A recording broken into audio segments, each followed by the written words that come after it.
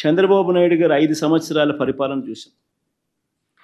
నిజంగా చంద్రబాబు నాయుడు గారి పరిపాలనలో 5 సంవత్సరాలలో ఏ స్థాయికి తీసుకొని పోయాడు అని అంటే ఈ డిస్కాముల పరిస్థితి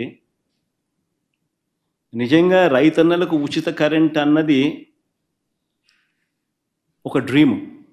రైతులకు నిజంగానే పెట్టుబడి అన్నది రైతన్నకు తగ్గించగలిగితే రైతన్న ఆదాయాలు పెరుగుతాయి. అందులో ఉచిత కరెంట్ అన్నది it plays a very important role.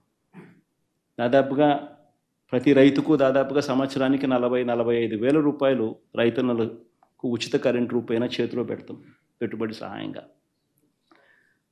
అలాంటి గొప్ప స్కీము మంచి స్కీము కూడా చంద్రబాబు నాయుడు గారి పాలనకు వచ్చేసరికి డిస్కాములు ఏ స్థాయిలోకి వెళ్ళిపోవడం మొదలుపెట్టాయనంటే ఇలాంటి పథకాలన్నీ కూడా చేయగలుగుతామా అన్న పరిస్థితిలోకి వెళ్ళిపోతా ఉన్నాయి.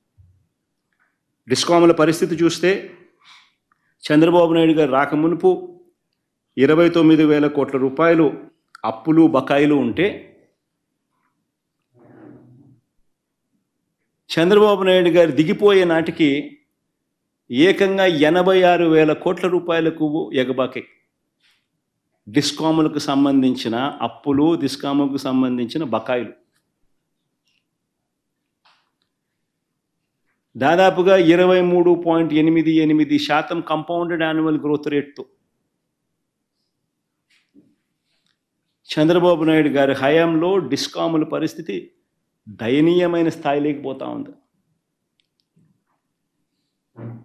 ప్రభుత్వం నుంచి ఆదుకునే దానికోసం డిస్కాములకు సపోర్ట్ చేసే కార్యక్రమం 13,255 కోట్లు మాత్రమే చేశాడు ఆయన.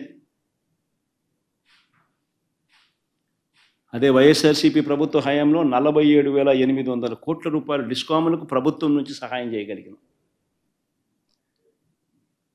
నిలబెట్టే ప్రయత్నం జరిగాయి.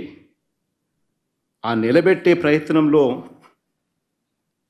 భాగంగానే పగటిపూటే రైతన్నలకు 9 గంటల పాటు ఉచితంగా కరెంట్ ఇచ్చే కార్యక్రమం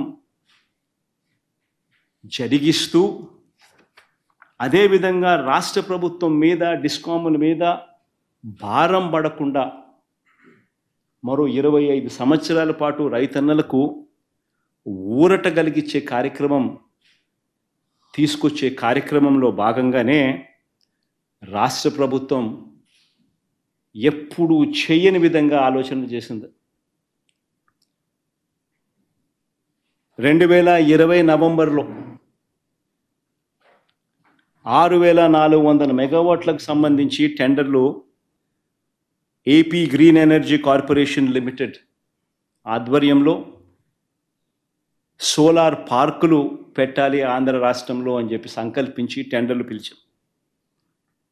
ఆ టెండర్లలో ₹2.49 నుంచి ₹2.58 చొప్పున సప్లై చేయడానికి ఎన్టీపీసీ ఇలాంటి పెద్ద పెద్ద సంస్థలన్నీ కూడా టెండర్లలో పార్టిసిపేట్ చేసి దాదాపుగా 24 బిడ్లు దాఖలయ్యాయి. అయితే అన్ఫార్చునేట్గా మనం ఈ ప్రాజెక్టులు స్టార్ట్ చేయాలి అని అంటే మనకు చంద్రబాబు నాయుడు అనే చంద్రగ్రహణం కూడా మనకు ఉంది కాబట్టి రకరకాల పద్ధతుల్లో కోట్లల్లో ఈ ప్రక్రియ అంతా కూడా ఆపేసే కార్యక్రమం జరిగింది. ఆగిపోయిన పరిస్థితులు కనిపించాయి కోట్ల ద్వారా.